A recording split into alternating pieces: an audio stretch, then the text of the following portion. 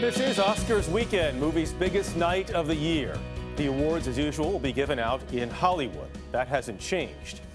But Hollywood itself has changed dramatically, and that is the focus of a new book just out. It is called The Big Goodbye, and it explores the end of an era in Hollywood, a change that gave us the Hollywood we have today, through the lens of a watershed film, Chinatown.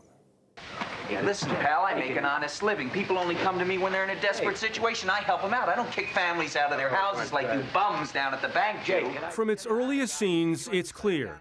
Chinatown is more than a place. It's a metaphor for the futility of good intentions. Hello. In this case, for a private detective named Jake Gittes, played by Jack Nicholson. This business requires a certain amount of finesse. Nicholson, then the cool prince of a Hollywood system that was about to come crashing down. Give me a break, will ya? Why is it the big goodbye? It's the big goodbye to a Hollywood that made, by and large, a great product.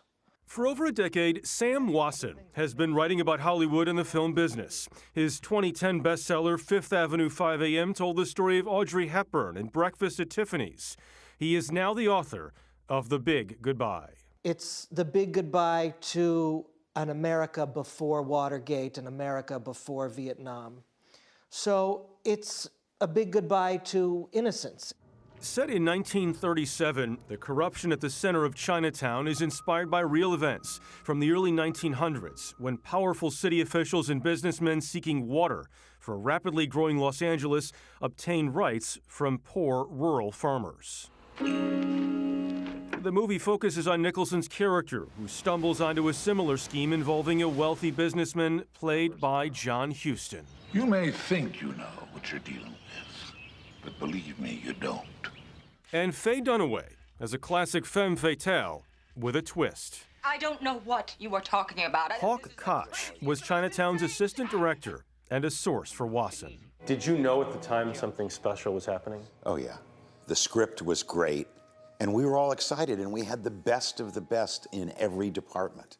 The movie was written by Robert Towne and is considered by many to be the greatest script in film history. It won the Oscar for Best Original Screenplay in 1975. Conceived at the height of Watergate, the story mirrored reality. The more Gittes digs for the truth, the more darkness he finds at every turn. Did it ever get any better than this? I don't know if it got better, it got different. Wasson writes that Koch and Towne were part of a team that made Chinatown during a time when Hollywood was drastically more storyteller-friendly, before blockbusters, sequels, prequels, and tie-ins. Nowhere was that more apparent than at Paramount, run at the time by legendary producer Robert Evans. When he first got the script for Chinatown, it didn't make any sense to him. It was incomprehensible, but he bet on it because it was a Robert Towne script, and Robert Towne meant talent. He said, I don't know what this is about, but you guys, I trust, so go do it. Yeah. I mean, if you're going to hire Picasso, are you going to micromanage Picasso? Are you going to say, maybe you should use a little blue, Pablo, here? No. No. JJ, get us to see Mr. Mulray. Then, at the peak of his powers, Jack Nicholson is in every scene of Chinatown. But Koch says one of the most important parts about Nicholson was the environment he cultivated off-screen. It was his personality that just came across, and you fall in love with him. Jack had that smile and that sparkle in his eye that you want to be around him. The other essential player in Chinatown was the director, Roman Polanski, who also has a cameo in the film. You're a very nosy fellow, kitty cat, huh? You know what happens to nosy fellows? They lose their noses. Next time you lose the whole thing. This was Polanski's first film in Hollywood since his pregnant wife, Sharon Tate, was murdered by Charles Manson's followers in 1969. 3 years after Chinatown's release, Polanski was charged with drugging and sexually assaulting a 13-year-old girl. He pled guilty to a lesser crime of sex with a minor, but fled the country before sentencing. I think it's impossible for a lot of people to have any discussion of Polanski, the filmmaker, given what happened. I would encourage people, as a lover of film and someone who believes Polanski's maybe our greatest living filmmaker, I would encourage those people to look at the work and hopefully be able to hold both truths in their hearts and minds, that he did this horrible thing and made these beautiful films. Reality includes both.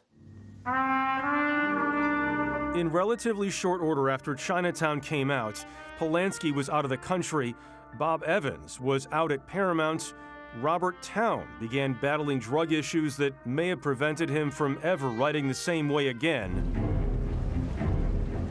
and a landmark Hollywood movie arrived. You're gonna need a bigger boat. Jaws, the original blockbuster. That's a 20-footer. 25. You see a lot of money that would normally be allocated for production, not going on the screen, but going into marketing campaigns. The actual artistic component becomes less and less and less important to the bottom line, and that's given way to the world that we have now.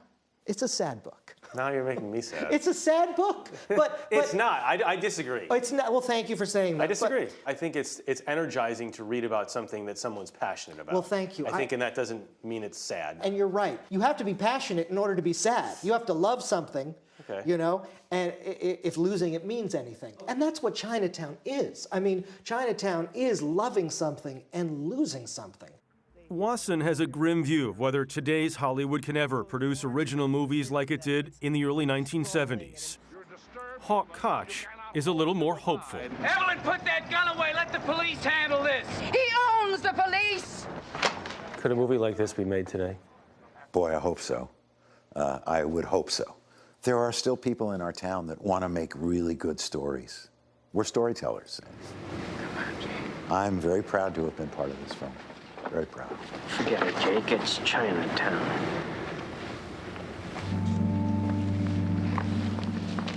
That famous final line. Yeah. And we should be clear, Sam and Hawk are not saying that great movies aren't being made today. They just say a lot of them aren't coming out of that Hollywood system. The independent system instead seems to take some of those. Right. Coming from other places. Movies like Parasite, for example, Yeah, this year, which was and fantastic. that's how Harvey Weinstein made his name, because he knew how to market films in a situation a lot of people are saying, maybe some of those films that were well marketed didn't deserve some of the Oscar attention that they received. Anyway, Sam Wasson does a wonderful job with this book. It's called The Big Goodbye. Just a great job, beautiful, meticulously researched, bringing everything together inside one book. That end of the era. Great interview, really good interview. Yeah, it was. Thank you.